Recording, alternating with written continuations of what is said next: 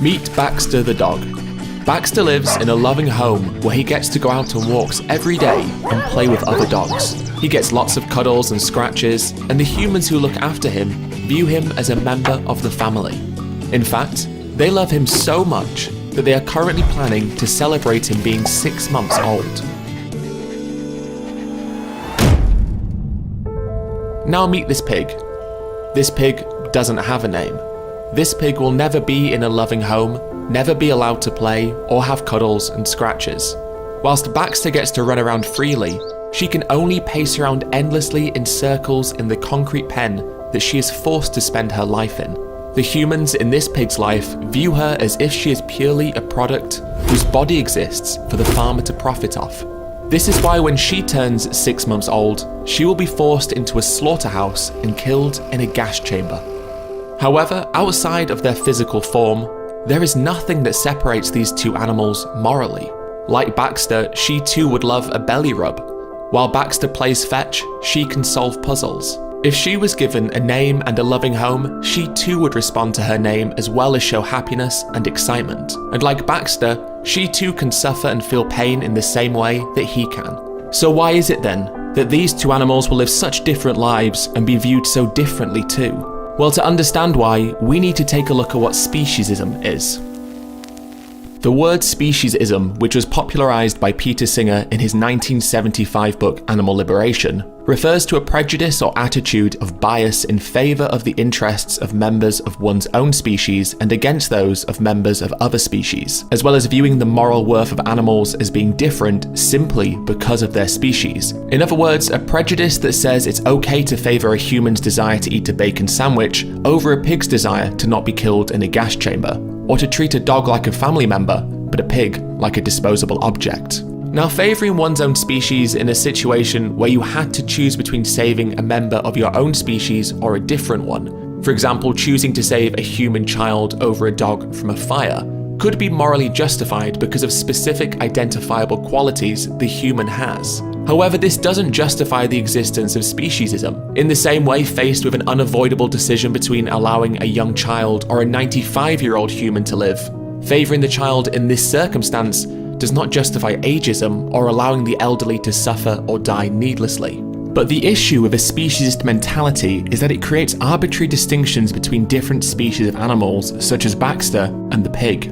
However, it also creates a mindset of discrimination that in turn can facilitate exploitation. It carries the idea of human superiority to the extreme of believing that trivial and needless human desires are morally permissible, such as skinning animals for a fur or leather jacket, forcing pigs into gas chambers for a bacon sandwich, or separating newborn calves from their mothers so that we can drink their mother's milk.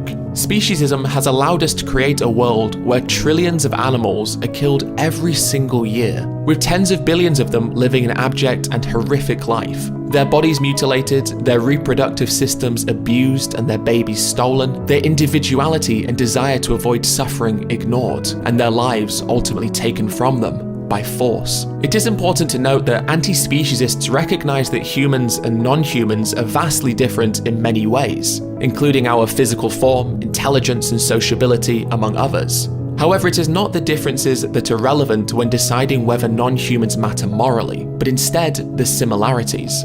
Fundamentally, sentience, meaning the capacity to feel and experience subjectively. If it is sentience that makes human animals worthy of moral consideration, then in the same way it is sentience that makes non-human animals worthy of moral consideration as well. However, many people strongly believe that there must be a discernible difference that justifies the exploitation of non-human animals. Those who argue in favour of speciesism will often say that because animals are less intelligent, lack the cognitive capabilities of humans, and are unable to display the same level of agency, responsibility, or engage in social contracts, this is why it is acceptable to exploit them. However, this line of thinking could also be used to justify harming human infants. However, not only do we still think that human infants deserve moral consideration, we often give them special consideration because of their lower cognition and agency, while simultaneously justifying giving animals less consideration because of the same reasons. Furthermore, if we truly believed that these traits justified what we do to animals, then Baxter the dog wouldn't be given preferential treatment. and we wouldn't have laws and moral injunctions protecting Baxter from the very same actions that are viewed as legally and morally permissible when applied to the pig. Meaning the only discernible differentiation we use to harm animals is their species, the body they were born into. This is why people will often justify harming animals by saying, "It's just a chicken," or "Who cares, they're only pigs," whilst at the same time we wouldn't say to the family mourning Baxter's death, "It's just a dog." The position of anti-speciesists is that it is not morally justifiable to discriminate against an animal simply because of their body, in the same way that it is not morally justified to discriminate against a human simply because of the body they were born into. Furthermore, believing that humans deserve moral consideration simply because we are human, as is often claimed, overlooks the real reason why killing a human is wrong. The reason it is wrong is because it causes suffering and pain. And even in the absence of suffering, taking life needlessly robs the individual of their life and ability to experience. The same is true of non-human animals as well. It is wrong because it causes them suffering and pain, and even in the absence of suffering, killing them is still robbing them of their life and ability to have subjective experiences. And even if we were to believe that morally there is a distinction between a human and a non-human, that distinction is surely not so significant that it justifies the unnecessary torture and slaughter of hundreds of billions of animals every single year.